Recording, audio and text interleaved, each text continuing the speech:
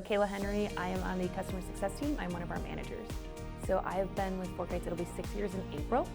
I had a sales background prior to this, and I was doing IT resale. And so in that role, it would be tracking down logistics and doing different things. And I was actually at a workout class, and a girl asked me, what do you do? And I'm like, I love a new job. And she goes, I work for a startup. We've never had an employee leave. You have to come. We are the best company. And I was like, I have no idea what logistics is, but I think I do. I'm gonna figure this out. And so I didn't want to do the sales quota anymore, and so I was like, I would love to do customer success because I was like, I so love the story behind what makes a customer successful, so I want to be able to help them find value. And so that's when it was like, you have to do customer success, and I think you'll love FourKites. So meeting the team and the culture, it was just such a good fit from going from so big to a small company where you could feel from day one that you could make an impact. So I've been here since.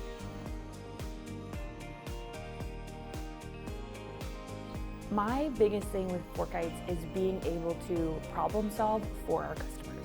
We are invested together. So I think being on the customer success side, I love learning what are our customers doing, how are they impacting, whether they sell a meat product or they're a grocer or a pharma.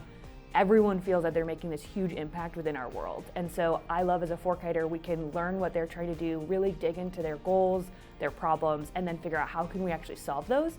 Sometimes we can't. And so it's being able to say, okay, what can we do today and how can we together solution to be better? Or it's like, oh, that didn't work the way we thought it was. We're still kind of small. So how do we figure out how do we learn and grow together and do it as a team and a partnership? And I think our community is what really drives me to be excited every day. So we have been on a ton of customer visits, either here in our office or in theirs. And the more we talk about agents, it's surprising with these massive brands and these big companies. You feel like they would have these huge teams, but just like ourselves, everyone has small teams in certain areas. And so there's just manual things we've been doing this whole time that we were at one customer and they're like, honestly, we're so big, we just don't even touch that area. And we were like, really? Like fines and fees, like that could be so much money. And they're like, I know, but at a certain point when your logistics is so big, the number of fines and fees you have to chase is endless. And so we just don't even touch it. So they were like, literally day one, putting an agent in place to do that solves a problem that we're not even identifying. So even paying you to even look at one fine, if you rebuttal it, it's already saved us money. So it's been so exciting to like go in and hear them say like, oh, my team is burdened. Or I think a lot of times people look at the agents and say, I might lose a team member if I put that in place. But where we've gone into other customers, they're like, oh, this is phenomenal because I've been spending so much time in my day doing these manual things, but we all want to do something bigger with our job. And so the agents allow them to take away that manual task so they can be innovative for their team. And so when we're these bare bones teams in logistics nowadays, we have cool ideas. When we're just stuck in the monotony, we can't get to them. And so by adding these agents, a lot of people are seeing it as how it could enhance their job rather than take away. I think, the customers that I've worked with the most are so I actually started as a customer success manager here at FourKites, and I worked with a lot of our customers who had either been customer from day one or were these big, massive brands who had a vision, but it takes time to be able to do that vision. And so I think what we're hearing now is where you think when you're gonna launch something new, people are like, oof, afraid of the possible with that and don't want to be the first.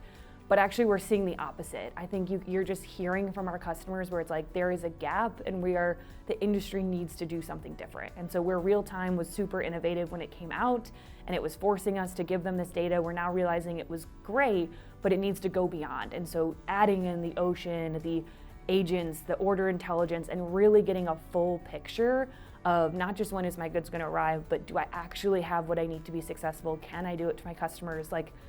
We talked to one grocer and they were like, there are moments where I have to go buy groceries from my own grocery store because I'm not gonna get there the goods on time. And so now with FourKites and seeing my order visibility, I'm able to not buy groceries from another one of my grocers and I can just have my inventory arrive on time. So it's interesting to see how a customer like that, I think they'd been with us for 5 or 6 years, is like, I've been doing innovative things, but now me as the innovator, without doing this, I'm falling behind. Or we've talked to some where they are some of our iconic brands. And they've said, as an iconic American brand, I cannot change because I'm iconic. But as an iconic American brand, I have to change to be relevant. So how do I stay the same, but be relevant? And so they're like, and the way we do that is through technology.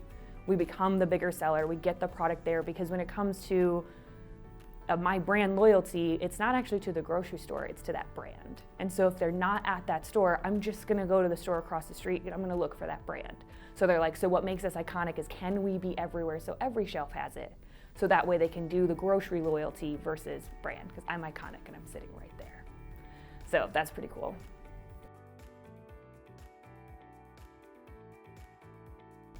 Yeah, I actually had someone ask me this the other day, and I said, for me, it was understanding what about your day-to-day makes you happy. So like, I knew I really liked when I was in sales, I loved engaging with my customers and understanding what they were trying to do to be successful. I wasn't really getting up in the morning to be like, can I sell 3 servers today? Where some people were love to like figure out the cool new tech and what could they do, right?